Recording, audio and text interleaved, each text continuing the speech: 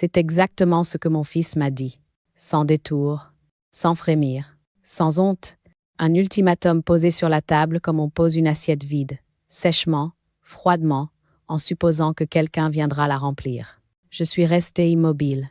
Le torchon tremblait légèrement entre mes doigts. Je venais d'éteindre le gaz, la soupe fumait encore dans la casserole, et dans le salon, j'entendais la télévision où Sophie riait à une émission que je ne comprenais même plus. Je me souviens du moment exact, du carrelage gris, de l'odeur du thym et du laurier, qui montait encore de la cocotte, et de cette phrase qui venait de déchirer quelque chose en moi, d'un trait, sans possibilité de retour. Soit tu cuisines pour ma femme, soit tu quittes ma maison. Mon fils, mon Alain, le petit garçon qui me suivait partout en tirant ma robe, la petite main qui cherchait la mienne au moindre bruit, le même qui ne voulait jamais se coucher sans un baiser sur le front. Ce fils-là n'était plus devant moi. À la place, il y avait un homme que je ne reconnaissais plus, un homme qui me parlait comme si j'étais une domestique. Ou pire, une gêne, une charge, une femme de trop.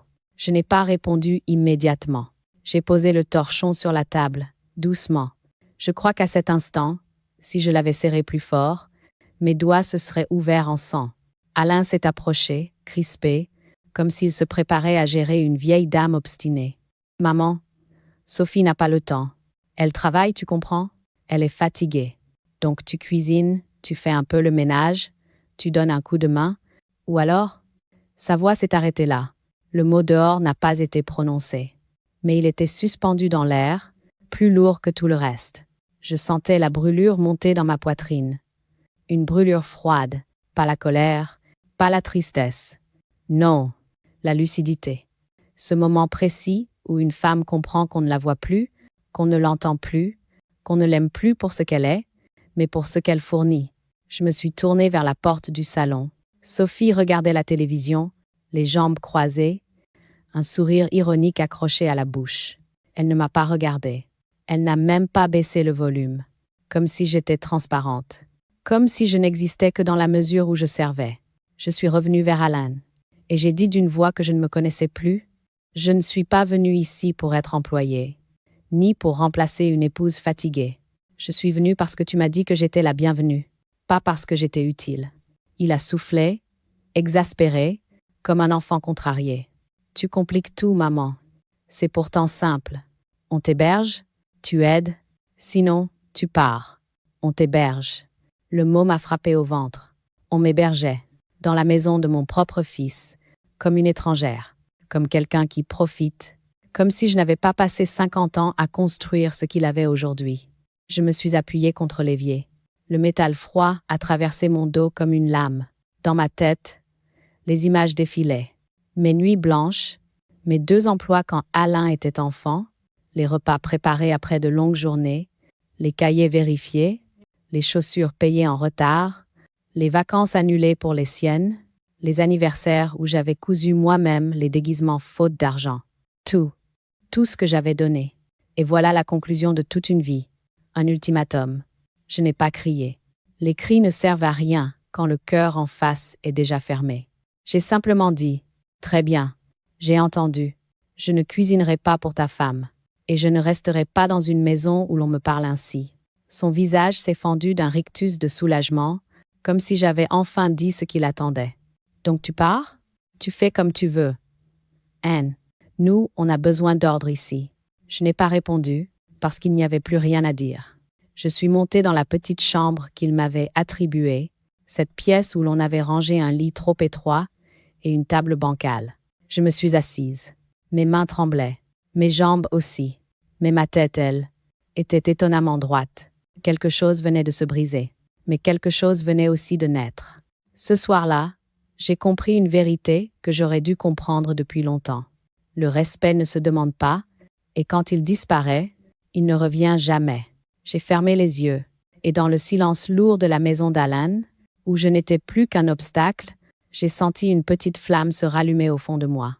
Une flamme que ni mon fils, ni sa femme, ni l'humiliation ne pourraient éteindre. La flamme de ma dignité. Quand je repense à ma vie, la vraie, celle d'avant, celle où j'étais encore entière, tout me revient comme un film un peu jauni, avec des ombres douces et des lumières qui tremblent. Je n'ai pas toujours été cette femme que mon fils croit pouvoir mettre dehors comme un meuble gênant. Non, j'ai été une femme debout, une femme forte, une femme qui portait le monde de ses deux mains. Je me revois jeune, dans ce petit appartement à Lyon, les murs peints en jaune pâle, la cuisine minuscule où deux personnes ne pouvaient pas se croiser, sans rire ou sans se frôler. C'est là que j'ai élevé Alain, seul, avec un salaire trop petit et une volonté trop grande. Son père, Jacques, est parti quand Alain avait 3 ans. Une lettre courte, froide, pas de scène, pas d'explication, juste une porte qui se referme et un silence qui s'installe pour des années. Je me souviens du soir où il est parti. Alain s'était endormi avec sa petite voiture rouge dans la main, et moi, je restais assise au bord de son lit, cette lettre posée sur mes genoux, à me demander ce que j'avais raté, ce que je pourrais bien faire maintenant. La vérité, c'est que je n'avais pas le choix. Et parfois, l'absence de choix, c'est la naissance de la force. J'ai enchaîné 2 emplois, assistante dans un cabinet médical le matin, ménage dans des bureaux le soir. Je courais d'un bus à l'autre, avec Alain blotti contre moi, le sac de course dans une main, les clés dans l'autre. Je rentrais souvent épuisée, mais dès que j'ouvrais la porte et que je voyais Alain courir vers moi en criant « Maman », je me disais que tout cela avait un sens. Il n'y a pas de sacrifice quand on aime, il n'y a que des évidences. Je ne me suis jamais plainte, pas une fois. Le soir, une fois qu'Alain dormait, je cuisinais pour le lendemain, je repassais ses chemises, je calmais ses fièvres, je l'accompagnais pour ses cauchemars, toujours avec la même phrase dans la tête. Tant que je tiens, il tiendra. Les années ont passé, les chaussures trop petites ont été remplacées par des plus grandes, les dessins collés sur le frigo par des bulletins de notes, les câlins par des portes qui se ferment un peu plus vite. C'est normal, je crois. Les enfants grandissent. Les mères s'effacent un peu pour les laisser respirer. Mais je ne me suis jamais effacée trop. J'étais là pour chaque entraînement de foot, chaque devoir de maths, chaque anniversaire. Je cousais ses costumes de carnaval, je réparais ses boutons, je recollais ses cahiers. Je me souviens d'un soir d'hiver, il devait avoir 11 ans. Il est rentré avec une mauvaise note. Il pleurait. Alors je me suis assise près de lui et je lui ai dit « Tu n'as pas déçu, Alan. Ce sont juste des chiffres. Et moi, je ne te compterai jamais. » Il m'a serré. C'est ce soir-là qu'il m'a dit « Maman, je te protégerai toujours. Je ne te laisserai jamais seule. » Je m'accroche encore à ces mots, comme à un ruban trop vieux, mais qu'on ne veut pas jeter, parce qu'ils étaient sincères. À cet instant, oui, mais les promesses d'enfants ne survivent pas toujours aux adultes qu'ils deviennent. Puis, il y a eu le lycée, les amitiés, les passions nouvelles. Je travaillais toujours trop, mais je trouvais le temps. Quand il a eu 10 à 8 ans, nous avons fêté son baccalauréat, avec un gâteau acheté à la boulangerie du coin. Il m'avait regardé avec un sourire tendre, presque solennel, et il m'avait dit « Je te rembourserai tout, maman. Tu verras. Plus jamais tu ne manqueras de rien. » Je n'ai jamais voulu qu'il me rembourse. Je voulais juste qu'il se souvienne. Et après ses études, il a rencontré Sophie. Au début, elle était gentille, douce, prévenante. Elle venait m'aider, m'apportait des pâtisseries, me demandait des recettes. Elle disait « Vous êtes comme une deuxième maman pour moi. » Je l'ai cru, comme une naïve, ou comme une mère qui veut croire, parce qu'elle aime trop son fils, pour voir les fissures. Le jour de leur mariage, Alain m'a prise dans ses bras et m'a murmuré « Tu vois, maman, je t'ai promis que tu ne serais jamais seule. » J'ai cru que c'était vrai. J'ai cru que la vie allait enfin me sourire. J'ai cru que j'avais passé le plus dur, et que maintenant, enfin, je pouvais me reposer un peu sur eux. Pas pour dépendre, juste pour exister. Mais les années ont fait leur œuvre. Et ce que je n'ai pas vu tout de suite, c'est que Sophie n'avait jamais voulu d'une deuxième maman.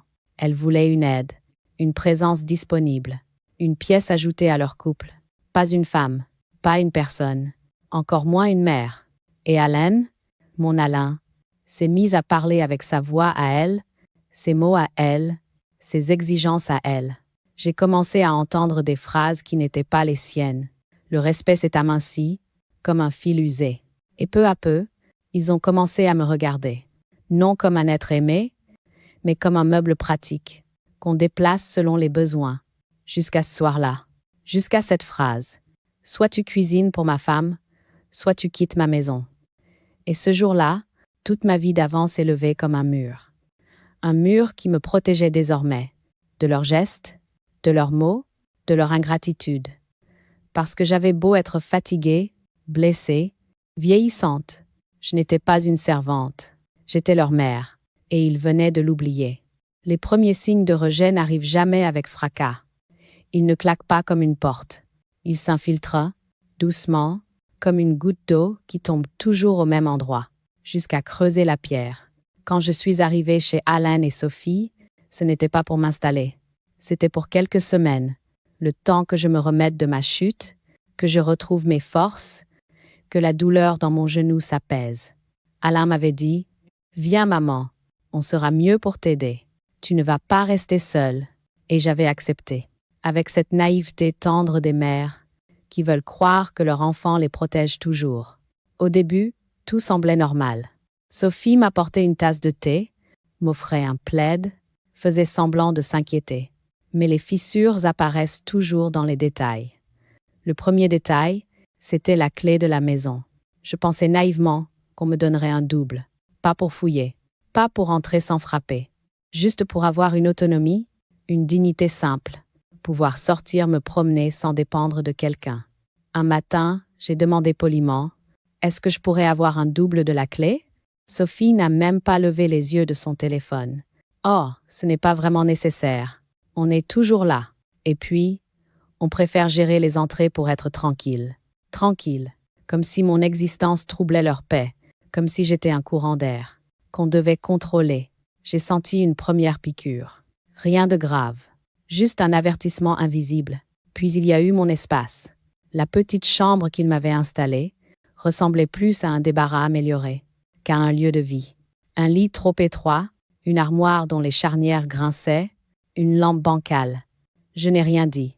Je ne voulais pas être un poids. Mais un soir, en cherchant un pull, j'ai découvert que la moitié de mes affaires avaient été rangées dans des sacs poubelles. Pas jetées? Non, pas encore. Juste déplacées, entassées, comme si elles prenaient trop de place. Comme si je prenais trop de place. J'ai demandé à Alain, pourquoi avoir mis mes affaires dans des sacs? Il a souri, un sourire crispé, le sourire de celui qui justifie l'injustifiable. C'est Sophie. Elle trouvait que ça encombrait. On veut garder la maison pratique. Tu comprends? Endecita. Oui, je comprenais. Je comprenais parfaitement. Un autre jour, je suis descendue dans la cuisine pour préparer un thé.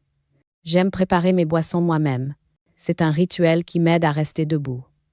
Mais à peine avais-je ouvert un placard que Sophie est arrivée, les bras croisés, le regard légèrement dur. « Oh, maman Denise, tu veux quelque chose? Parce que on préfère que tu nous demandes. Sinon la cuisine devient le bazar. Le bazar. » J'avais vécu 50 ans dans une cuisine plus petite que celle-ci, sans jamais en faire un bazar. Mais dans sa bouche, le mot sonnait comme un avertissement. Je me suis excusée, alors que je n'avais rien fait. C'était devenu une habitude. S'excuser de respirer. Et puis il y a eu les repas. Sophie mangeait souvent seule, avant que je descende. Elle finissait sa part, puis se levait, sans un mot. Alain la suivait. Je me retrouvais devant une assiette froide, déjà poussée sur le bord de la table, comme si elle était pour quelqu'un qui arrive après la fête. Un jour, j'ai dit timidement, « On aurait pu manger ensemble. » Sophie a levé les épaules. « On t'a attendu, tu mets du temps, c'est normal avec ton âge. On ne va pas changer tout notre rythme. Tu comprends ?» Elle le disait doucement, avec un sourire. Mais le venin ne disparaît pas parce qu'on le sucre. J'ai compris ce jour-là que la maison n'avait pas de place pour moi, que je n'étais pas invitée à leur table, mais tolérée. Tolérée. Rien n'est plus cruel que ce mot. Puis, peu à peu, Alain a changé de ton. Il avait toujours été doux avec moi, mais soudain, il parlait comme quelqu'un qui récite, comme quelqu'un à qui on a soufflé les phrases, comme quelqu'un qui défend un territoire, et pas une mère. Ne touche pas à ça. Laisse Sophie faire, elle sait mieux. Tu devrais te reposer au lieu de t'occuper. Tu compliques tout.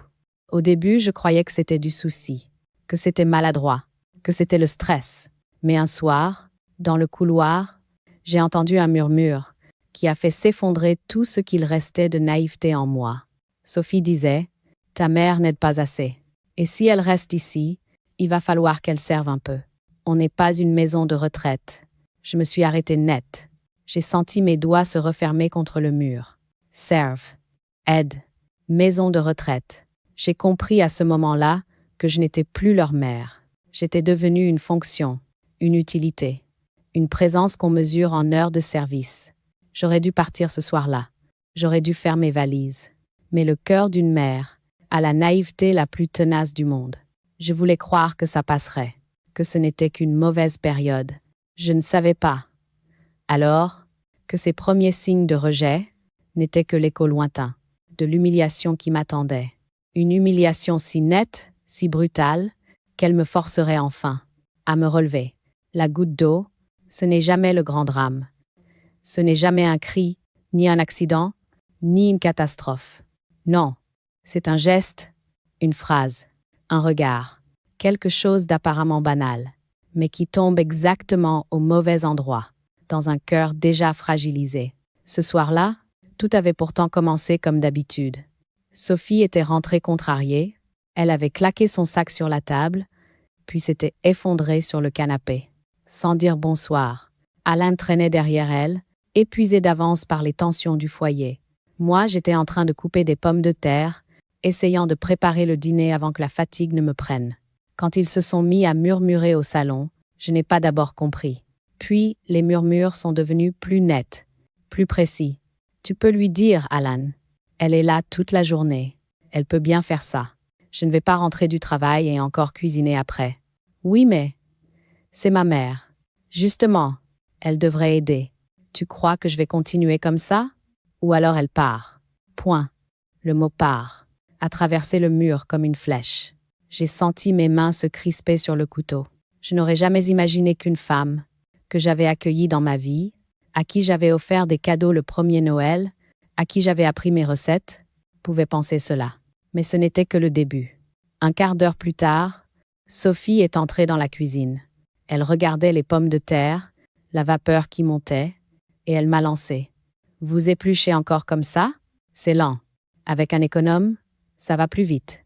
On n'a pas toute la soirée. » Je me suis tue. Elle avait ce ton de femme qui parle à une employée maladroite. Alain est arrivé peu après. Il avait l'air mal à l'aise, comme un enfant pris entre deux adultes qui se détestent. « Maman, on a quelque chose à te demander. » Sophie s'est agenouillée devant le four, pour surveiller la cuisson, comme si la scène ne la concernait pas. Mais je voyais son oreille inclinée, prête à savourer l'instant. « Oui, tu sais qu'on travaille beaucoup. Et Sophie est très fatiguée en ce moment. On avait pensé que, peut-être, tu pourrais gérer les repas. » Je l'ai regardé. Lui, pas Sophie. Lui, mon fils. Les repas? Oui, enfin, pas que. Un peu le ménage. Les courses. Bref, nous aider. J'ai posé mon couteau, très lentement. Vous me demandez d'être une aide ménagère? Sophie a souri sans se retourner. Ne soyez pas susceptible, voyons. Vous vivez chez nous. C'est normal de participer. Le mot normal a frappé plus fort que tout le reste. Normal. Comme si c'était moi qui étais ingrate. Moi qui profitais. Moi qui devais mériter un toit chez mon fils. J'ai senti la chaleur du four sur ma joue. Mais à l'intérieur, c'était froid. Très froid. Je participe déjà. Je me fais discrète. Je garde la maison en ordre. Je paie même une partie des courses quand je peux. Sophie s'est relevée d'un coup. Ce n'est pas assez.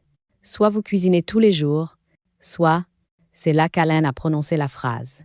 La phrase qui a brisé ce qui restait de nous. Soit tu cuisines pour ma femme, soit tu quittes ma maison. J'ai senti un bruit sourd à l'intérieur de moi, comme si quelque chose se décrochait. Un dernier fil. Une dernière illusion. Je n'ai rien dit. Je n'avais plus de voix. Seulement une certitude. Je n'avais plus de place ici. Pas une vraie place. Juste une fonction. Un rôle utilitaire. Un substitut. Sophie a soufflé, satisfaite, comme une femme qui vient enfin de gagner une bataille secrète. Alain, lui, ne me regardait même plus dans les yeux. Comme si le simple fait de me voir debout le mettait mal à l'aise. Je me suis assise. J'ai passé mes mains sur mon tablier. Elles tremblaient. Pas de peur, de dignité. Et j'ai murmuré, dans un souffle. Alors, je quitterai ta maison. Sophie a cligné des yeux surprise. Elle ne s'attendait pas à ce que la proie se détache. Et Alain, mon fils, a blêmi. Maman, attends, Mais je ne voulais plus rien entendre. La goutte d'eau avait coulé. La pierre avait cédé. Et la femme que j'avais été pendant des années, effacée, silencieuse, trop accommodante, venait de mourir à cet instant. À sa place, quelque chose d'autre commençait à naître. Quelque chose de plus droit, de plus fort, de plus ancien aussi. Ma dignité. Cette nuit-là, j'ai ouvert mon carnet et j'ai écrit une seule phrase. Demain, j'agirai. Et je le pensais. Pour la première fois depuis longtemps, cette nuit-là, je ne me suis pas couchée. Ou plutôt, j'ai essayé. Mais mon corps refusait. Mes jambes tremblaient encore légèrement, mes mains picotaient, comme si tout mon être s'était mis à vibrer sous la violence de l'humiliation. Je me suis assise au bord du lit étroit qu'il m'avait réservé, cette petite chambre qui ressemblait davantage à une remise réorganisée qu'à un espace pour une mère. Le silence était lourd, épais, presque collant. On entendait seulement le bruit de la télévision au rez-de-chaussée, où Sophie riait encore, comme si la scène d'en bas n'avait jamais existé. Pendant quelques minutes, je suis restée immobile, les yeux fixés sur mes mains, ces mains qui avaient nourri Alain, qui l'avaient soigné, porté, soutenu, encouragé, ces mains qui avaient lavé, repassé, cuisiné, bercé, et qui maintenant tremblaient, parce que le garçon né de ma chair venait de me dire « Soit tu cuisines pour ma femme, soit tu quittes ma maison ». J'ai senti un frisson glacé se répandre dans mes épaules. Pas la peur, pas la colère, une lucidité brutale, une lumière blanche, aveuglante, que je n'avais pas voulu voir depuis trop longtemps. Ce n'était pas seulement une phrase, c'était un verdict, leur verdict. Je n'étais plus une mère, je n'étais plus une invitée, je n'étais plus une présence. J'étais une ressource, une aide, une main-d'œuvre gratuite, un supplément de confort. Et tout en moi s'est révolté silencieusement. Je me suis levée, j'ai ouvert la fenêtre malgré le froid de la nuit. L'air glacé m'a frappé en plein visage et je me suis surprise à inspirer longuement, comme quelqu'un qui se noie et qui, d'un coup, parvient à sortir la tête de l'eau. Je me suis entendue murmurer « Ce n'est pas ta maison, ce n'est pas ta vie, ce ne sont pas tes règles. » Ces mots m'ont fait du bien, ils ont laissé entrer quelque chose de nouveau dans ma poitrine, un peu de vérité, un peu de courage. Depuis combien de temps avais-je cessé d'être moi-même? Depuis quand étais-je devenue cette femme qui marche à pas feutrés dans une maison qui n'est pas la sienne? Depuis quand devais-je demander la permission pour ouvrir un placard, pour cuisiner, pour sortir, pour exister? Je me suis assise au sol, dos contre le mur, le froid du parquet traversant mes vêtements, mais je ne ressentais plus vraiment la température. Je sentais autre chose, la honte, la déception, mais aussi la fatigue de m'être tue trop longtemps. Parce que la vérité, la vraie, celle qui fait mal mais qui libère, c'est que je m'étais laissé effacer. Par amour, par culpabilité, par peur d'être un fardeau. J'avais accepté les petites humiliations, puis les moyennes, puis les grandes, en me disant « Ce n'est qu'un moment, ils m'aiment quand même, ils feront attention ». Mais ce soir-là, la phrase d'Alain a déposé un verdict que je ne pouvais plus ignorer. On ne me respectait plus. Et je savais au plus profond de moi que je ne pourrais jamais regagner ce respect en continuant à me taire. Je me suis relevée. J'ai cherché mon carnet dans mon sac, un petit carnet à couverture noire que j'avais acheté pour noter mes pensées, mes recettes, mes rendez-vous. Il avait fini par devenir le seul endroit où ma voix existait encore pleinement. Je l'ai ouvert. Je tremblais encore. Mais ma main, elle, savait ce qu'elle avait à faire. J'ai écrit « Ce soir, il m'a imposé un choix. Mais ce choix ne lui appartient pas. Il m'appartient. Je reprendrai ma vie. » J'ai souligné la phrase 2 fois. Puis j'ai ajouté « Je ne veux plus être une femme qui attend. Je veux être une femme qui décide. » Et là, pour la première fois depuis des mois, j'ai senti un apaisement étrange, presque doux, comme si quelqu'un m'avait enfin prise par la main. Peu être Jacques, peu être moi-même. Je me suis levée, j'ai rangé mon carnet et j'ai observé la chambre. Il y avait un lit étroit, une petite table, une armoire fatiguée. Rien ne portait mon empreinte. Rien ne disait « chez moi ». J'étais une invitée tolérée. Et encore. Mais en même temps, ce décor m'a soudain paru ridicule. Je n'étais pas une femme réduite à 4 murs étrangers. Je n'étais pas une femme qu'on héberge. J'avais une vie avant eux, j'avais un chez-moi avant eux.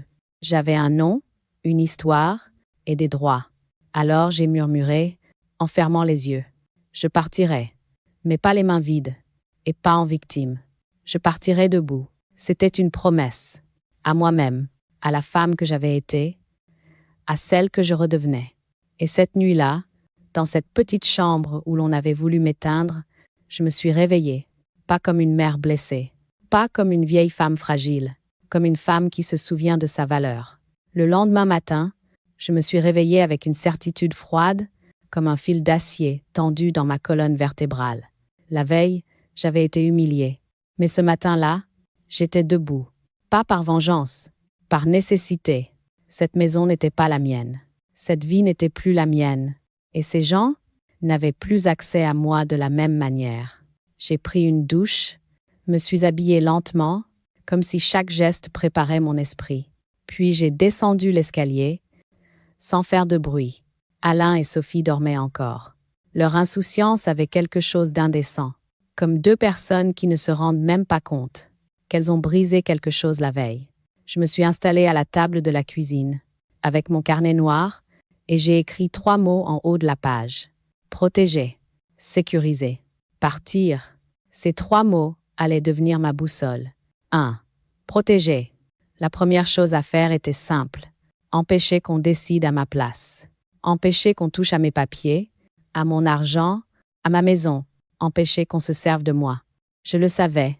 Sophie avait déjà fait des remarques sur mes comptes, mes dépenses et même mes assurances. Elle avait un besoin quasi maniaque de tout organiser à sa façon. Je suis montée dans ma petite chambre et j'ai rassemblé mes documents.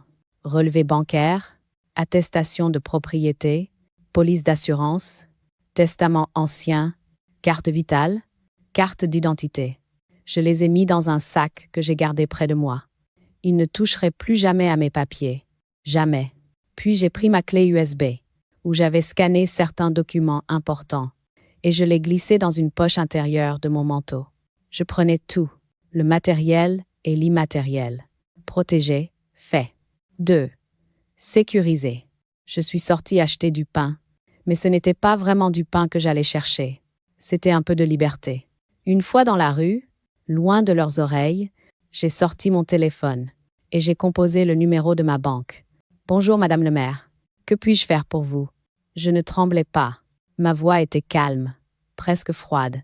Je souhaite retirer immédiatement toute procuration éventuelle, toute autorisation de gestion, tout accès tiers à mes comptes. Et je veux bloquer toute modification sans ma présence physique. La conseillère a marqué une pause.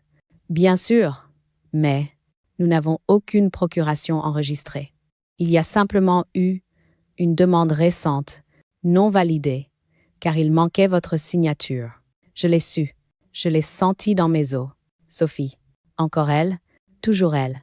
Bloquez tout, dès maintenant, et notez-le dans mon dossier. Je suis la seule autorisée. Personne d'autre. Très bien, madame. C'est fait. J'ai raccroché, avec une sensation étrange, comme si un poids venait de quitter mes épaules. La sécurité commençait ici. 3. Partir. Ensuite, il fallait préparer mon départ. Pas en catastrophe, pas sous la colère, pas en victime. Non, je voulais un départ propre, structuré, légalement irréprochable. J'ai appelé une amie, Mireille, la seule à qui je pouvais parler sans honte. Une femme simple, bienveillante, qui n'avait jamais cessé de me tendre la main, même quand j'avais cessé de m'estimer moi-même. « Denise, tu vas bien ?» J'ai fermé les yeux. Le son de sa voix m'a réchauffé plus que le soleil. « Mireille, est-ce que je peux venir quelques jours ?» Elle n'a pas demandé pourquoi. Elle n'a pas exigé d'explication. Elle a seulement répondu. « Ma porte est ouverte. Quand tu veux. Tu n'as même pas à frapper. » J'ai senti mes yeux se mouiller. Pas de douleur, de reconnaissance. « Merci. » Je passerai ce soir. Mais il restait un point crucial. Le notaire. J'ai pris rendez-vous immédiatement. Le premier créneau disponible, même si ce n'était pas avant 2 jours. 2 jours de plus dans cette maison hostile, mais j'avais un plan maintenant. Je n'étais plus perdue. Nous pourrons revoir vos dispositions, si vous le souhaitez, Madame le maire, m'a dit la secrétaire. Je le souhaitais, ardemment, parce que je savais une chose. On peut chasser une femme de sa maison, mais pas de ses droits. En rentrant, Alain et Sophie étaient à table. Ils mangeaient sans se parler. Quand j'ai ouvert la porte, ils se sont figés. Sophie a lancé. « Tu étais où ?» « On t'a cherché, comme si j'étais un objet égaré. » Je n'ai pas répondu. J'ai retiré mon manteau. J'ai posé le sac contenant mes documents près de moi et je me suis assise calmement. Ils attendaient une explication, un aveu, une justification. Je n'avais rien à justifier. Alors j'ai simplement dit, je sortirai de cette maison bientôt. Mais quand je partirai en règle. Sophie a pâli. Alain a ouvert la bouche, puis l'a refermée. Ils avaient compris, ou deviné. J'avais cessé d'être une proie. Je devenais quelqu'un qu'on ne manipule plus. Et dans leurs yeux, j'ai vu apparaître, pour la première fois depuis des mois, de la peur. Pas de moi, de ce qu'ils venaient de perdre, leur contrôle. Ce soir-là, dans ma petite chambre, je me suis endormie d'un sommeil profond. Un sommeil rare, paisible, sans cauchemar. Parce que pour la première fois, depuis des années, je reprenais ma vie en main. Le piège ne s'est pas refermé avec un bruit sec. Il s'est refermé doucement, presque élégamment, comme une porte qu'on ferme du bout des doigts, pour éviter qu'elle ne claque. J'avais tout préparé, tout verrouillé, tout protégé. Il ne restait plus qu'à leur annoncer ce que je savais, ce que j'avais découvert et ce que j'avais décidé. Mais je n'avais pas besoin de le faire brutalement. La vérité n'a pas besoin de violence pour frapper. Il suffit qu'elle existe. Le lendemain matin, à peine assise dans la cuisine, Alain a déboulé comme un homme qui perd pied. « Maman, on doit parler. » Il avait les traits tirés, les yeux cernés. Sophie, derrière lui, serrait les lèvres avec cette expression crispée. Que prennent les gens quand tout leur échappe? Très bien, parlez. Je n'ai pas bougé de ma chaise. C'était important. Ne pas bouger, ne pas se lever, ne pas se justifier. Quand une femme reste assise calmement, toute l'arrogance du monde doit s'ajuster autour d'elle. Alain a commencé. Je suis allée à la banque. Ils ont dit que tu avais tout bloqué, que je ne pouvais plus rien faire pour toi. Pourquoi? Pour toi. Ce pour toi m'a coupé l'appétit. Il ne s'agissait pas de moi. Jamais. Il s'agissait de leur gestion, de leur contrôle, de leur confort. Je les regardais droit dans les yeux, parce que je suis la seule à décider pour moi. Et parce que j'ai découvert que quelqu'un avait tenté de faire une demande en mon nom, sans ma signature. Le silence est tombé comme une pierre. Sophie a pâli. Ses doigts ont tremblé. Juste une seconde. Une seule. Mais je l'ai vue. Et elle a compris que je l'avais vue. C'est absurde, a-t-elle lancé. Trop vite. Trop fort. Comme quelqu'un qui se dénonce malgré elle. Je n'ai pas répondu à son excès. J'ai simplement tourné une page de mon carnet et posé un feuillet devant eux. Voici la note de ma conseillère. Il y a eu une tentative de modification, sans signature, sans ma présence, sans mon accord. Alain a dégluti. Ses mains tremblaient légèrement. « Maman, tu ne vas quand même pas croire que c'est nous ?» J'ai inspiré lentement. Je ne crois rien. Je constate. Cette phrase a été un coup de massue. On l'a senti dans l'air. Sophie a essayé de reprendre le dessus. On voulait juste s'organiser. Pour t'aider. Tu es difficile, tu comprends? Tu refuses qu'on simplifie les choses. Simplifier. Encore ce mot. Le mot préféré de ceux qui veulent prendre sans demander. Je me suis levée, calmement, et sans hausser la voix, j'ai dit, on ne simplifie pas une personne. On simplifie une facture, un planning. Pas une mère. Pas une femme. Sophie a baissé les yeux. Elle avait perdu. Elle le savait. Puis j'ai sorti la dernière carte. Celle qui ferme les pièges. Celle qui coupe proprement. J'ai vu le notaire. Toutes mes dispositions ont été mises à jour. Tout est à mon nom. Tout est sécurisé. Vous n'avez plus aucune décision à prendre pour moi. Ni maintenant, ni plus tard. Alain s'est effondré sur une chaise. Il ne disait plus rien. Il semblait perdu, comme un enfant pris dans une situation qu'il ne contrôle plus. Sophie, elle, s'est redressée brusquement. C'est ridicule. On n'a jamais voulu te prendre quoi que ce soit. Jamais. Je l'ai regardé avec cette douceur glacée qu'ont parfois les femmes qui ont trop souffert pour encore avoir peur. Alors pourquoi organiser mes repas, mes dépenses, mon espace, mes sorties?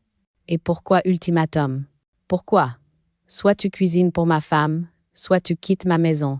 Elle n'a pas su répondre. Sa bouche s'est ouverte, puis refermée. Comme un poisson hors de l'eau, j'ai rangé mon carnet, j'ai pris mon sac. J'ai posé ma main sur la table, pas pour m'appuyer, pour dire au revoir. Je quitterai votre maison demain. J'irai vivre ailleurs. Et je ne veux plus jamais être traitée comme une aide ménagère. Ni par toi, Alain, ni par ta femme. Je suis votre mère. Et je reste une femme debout. Sachez-le. Alain a murmuré. Maman? Attends, je me suis tournée vers lui. Tu m'as demandé de partir. Et tu avais raison. Je pars. Mais à ma manière. Pas humiliée. Pas brisée. Libre. Pour la première fois, je l'ai vu vraiment regarder sa propre faute. Pas ma réaction. Pas mon âge. Pas ma fragilité. Sa faute? Je suis sortie de la cuisine. J'ai monté les escaliers sans me retourner. En haut, dans la petite chambre devenue trop petite pour ma dignité, j'ai fermé ma valise. Et avec ce geste, une page entière de ma vie s'est tournée. Le piège venait de se refermer. Pas sur moi, sur eux. Parce qu'une femme debout est la dernière chose qu'attendent ceux qui avaient pris l'habitude de la voir à genoux. Le lendemain de ma décision, la maison n'avait plus la même respiration. Un silence épais avait remplacé les bruits habituels, comme si chaque pièce retenait son souffle. Ce n'était pas moi qui avais changé, c'était eux. Ils ne savaient plus comment m'aborder, ni dans quel rôle me placer. J'avais quitté celui qu'ils m'avaient imposé, et le vide provoqué par mon absence de soumission faisait s'effondrer tout leur petit équilibre. Je préparais calmement mes affaires dans ma chambre. La valise était ouverte sur le lit, et j'y déposais mes vêtements avec un soin presque cérémonial. Ce n'était pas un départ précipité. C'était une sortie digne. C'est alors qu'Alain est entré sans frapper. Vieille habitude, comme s'il entrait dans une pièce qui ne pouvait pas me contenir, comme si ma présence n'y avait jamais eu de valeur. « Maman, tu vas vraiment partir ?» Je ne me suis pas retournée. J'ai continué à plier un pull. « Oui, je pars vivre ailleurs. Comme tu me l'as demandé. » Il s'est avancé de 2 pas. « Je t'ai dit ça, sur le coup. Je ne voulais pas, enfin. Pas que tu le prennes comme ça. » Je me suis retournée. Ses yeux étaient rouges, pas de larmes, mais de frustration. Le visage d'un homme qui n'arrive plus à contrôler ce qu'il croyait acquis. « Comment voulais-tu que je le prenne, Alan? Tu m'as donné un ultimatum dans ta cuisine. Ce n'était pas un moment. C'était une pensée, la tienne, et celle de ta femme. » Il a baissé la tête. Juste quelques secondes. Je n'ai pas savouré cette faiblesse. Je l'ai constatée. Sophie pense que tu exagères, que tu dramatises. J'ai souri, un sourire calme qui vient de quelqu'un qui n'a plus peur. Sophie ne me connaît pas. Et surtout, elle n'a plus à me connaître. Il n'a pas su répondre. À ce moment-là, la voix tranchante de Sophie a retenti dans le couloir. De toute façon, si elle veut partir, qu'elle parte. On ne peut pas vivre dans un climat pareil. Tu as vu comme elle nous parle? Comme je leur parle. Je suis sortie dans le couloir. Sophie se tenait là, bras croisés, le regard mauvais. Je ne vous parle pas mal, Sophie. Je vous parle comme à une personne qui m'a humiliée. Ça fait une différence. Elle a serré les dents. Vous jouez à la victime, voilà tout. On vous a accueilli chez nous, on vous a donné une chambre, on vous a nourri. Nourri. Le mot s'est écrasé dans le couloir, comme une gifle. Je l'ai coupé calmement. Je ne suis pas un animal. Je ne suis pas une personne à qui on offre un abri.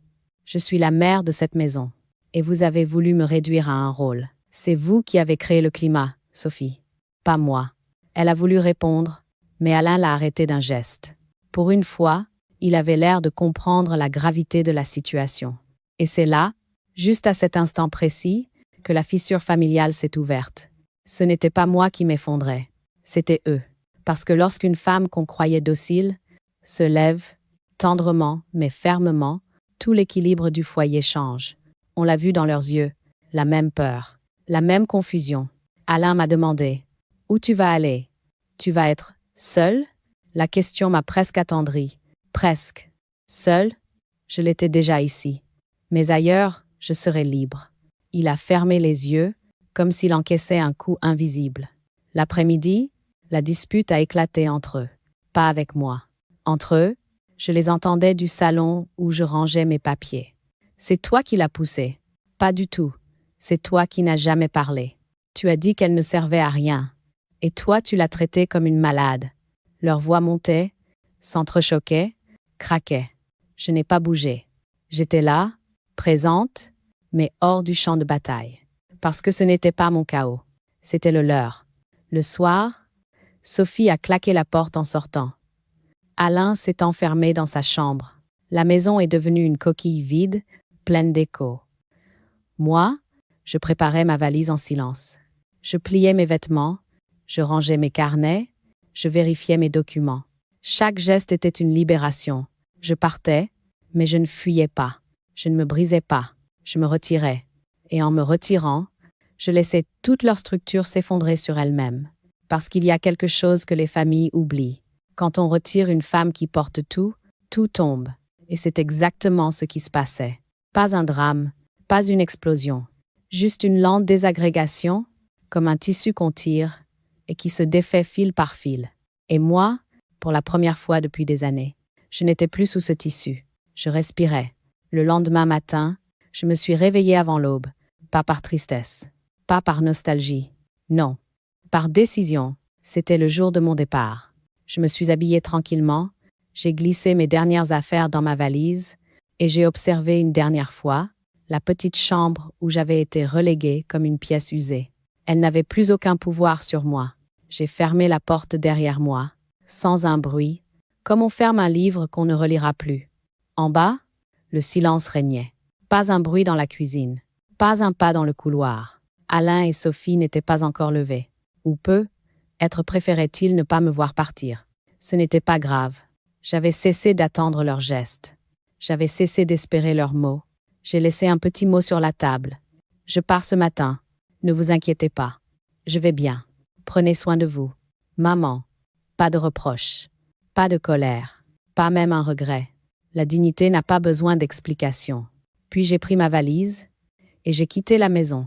Il faisait encore nuit, l'air était frais, et dans mes poumons, c'était comme si quelque chose se déployait enfin. Je n'avais pas froid.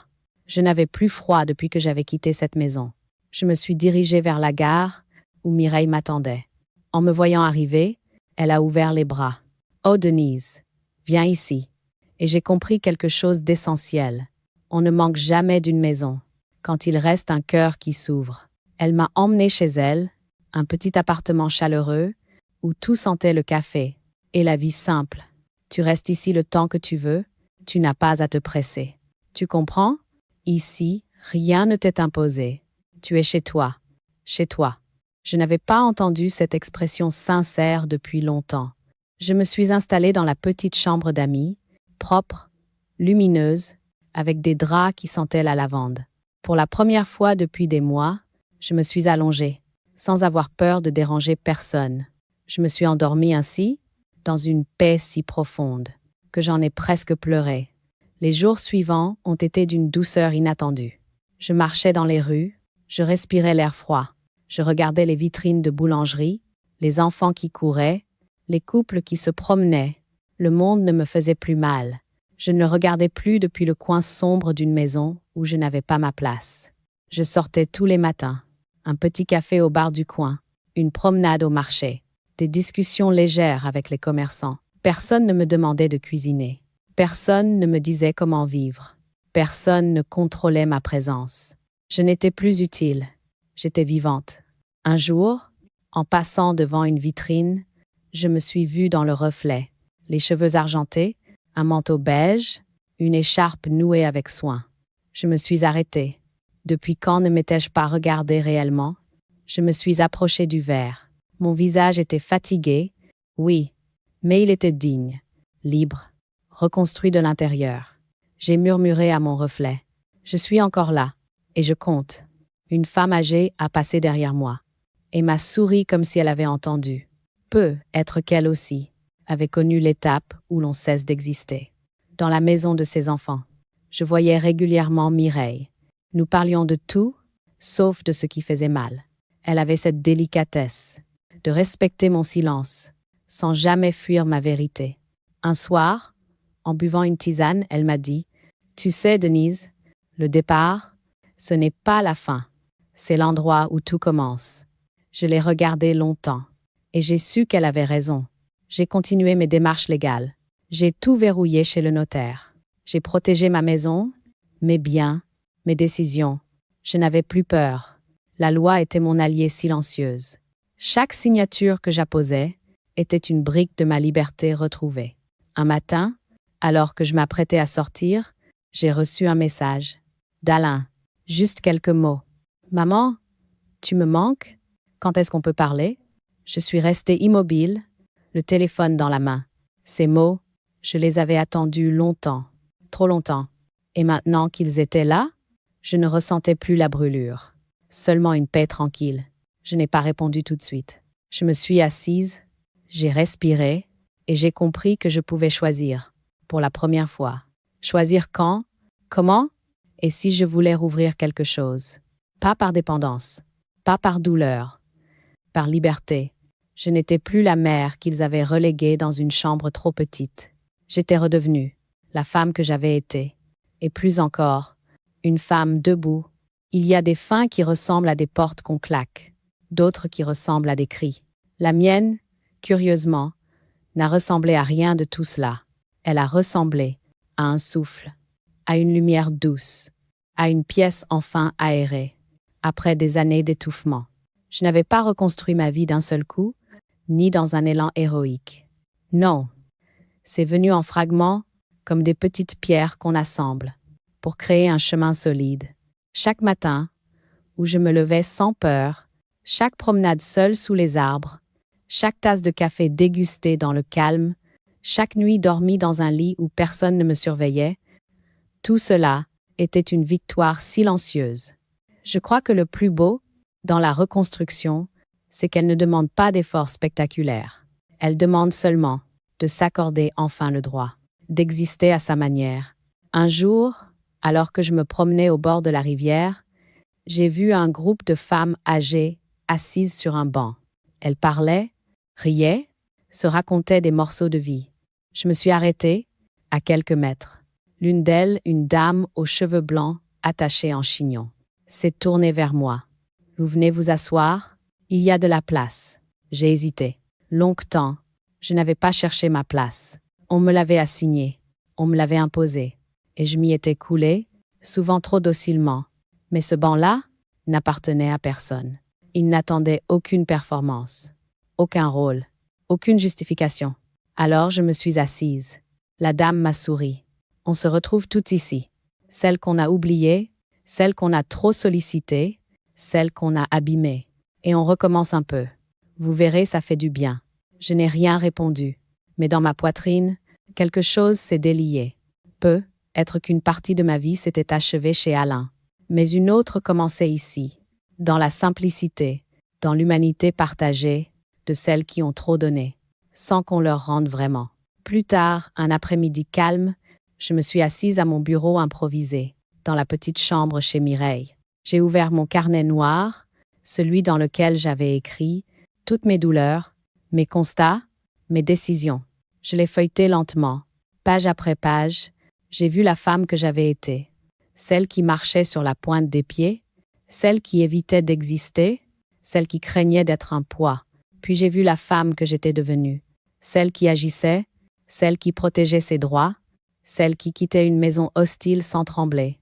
Je me suis dit quelque chose que je n'avais jamais eu la force de penser auparavant. Je ne me suis pas perdue. On a essayé de m'effacer, mais je suis restée là, silencieusement. Et maintenant, j'existe de nouveau. Quelques jours plus tard, j'ai finalement répondu au message d'Alain. Pas pour renouer, pas pour pardonner trop vite, pas pour m'effacer encore. Non, pour mettre une frontière claire, paisible, mais ferme. Je lui ai écrit. Je vais bien. Je prends du temps pour moi. Nous parlerons quand je serai prête. Pas avant. Il a répondu presque aussitôt. Je comprends. Prends ton temps, maman. Je t'aime. Ces mots ne m'ont pas brisé. Ils ne m'ont pas attendri non plus. Ils m'ont simplement rappelé que les relations humaines sont fragiles, complexes, et qu'on ne les sauve pas en sacrifiant une femme. On les sauve quand chacun apprend à se tenir debout. Moi, j'avais enfin appris. Aujourd'hui, je vis autrement. Plus lentement, mais plus profondément, j'ai repris goût à la lecture, à marcher seule dans les rues, à boire un chocolat chaud sans me dépêcher, à cuisiner pour moi et non pour prouver ma valeur à quelqu'un. Je ne suis plus sous l'emprise d'un rôle, je suis sous l'aile de moi-même. Et le soir, quand je ferme les yeux, je me sens apaisée. Pas parce que j'ai gagné une bataille, pas parce qu'ils ont perdu quelque chose, mais parce que j'ai compris que la liberté ne crie pas, la dignité ne s'impose pas, la résilience ne fait pas de bruit. Elles se tiennent droites au milieu du silence. Ce silence qui ne punit pas, ce silence qui ne détruit pas, ce silence qui protège, ce silence que j'ai choisi, ce silence qui m'a sauvée. Le silence peut aussi être une forme de justice,